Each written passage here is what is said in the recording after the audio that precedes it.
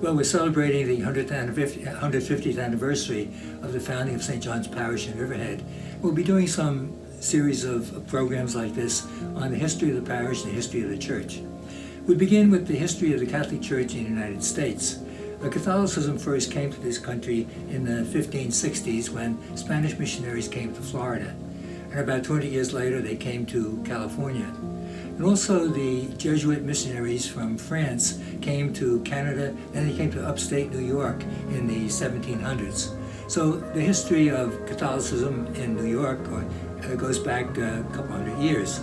As far as the founding of the church officially in the United States, it begins the same year as actually our country is founded, with the Constitution.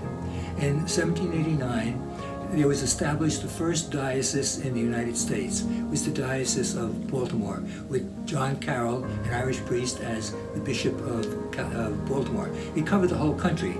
Of course, this was a huge expanse. So in 1808, 4 dioceses were split off, one of which was the Diocese of New York. Now at that time, it included all of Long Island.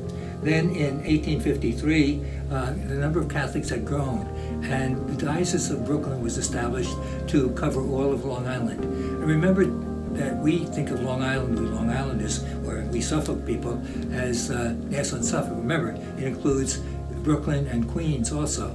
And at that time, there were about 15,000 Catholics in that whole area. As far as the East End goes, there were Catholic pockets on the East End of Long Island, mostly of Irish people who came to work at the farms. And every now and again, a priest from Brooklyn would come out and celebrate Mass. The first Catholic parish here on the East End of Long Island was St. Andrews in Sag Harbor in 1844. In 1844, Father Andrew Greneman, a Franciscan, came and started the parish there. And he came to celebrate Mass in Riverhead. The first Mass in Riverhead was celebrated in 1844, in the house of Andrew McGee, who was a person who lived, an Irish person who lived in Aquebogue. And there were 4 people at that Mass. So that was the beginnings of the church in our diocese and here in our parish of Riverhead, and we'll pick up more on it the next time.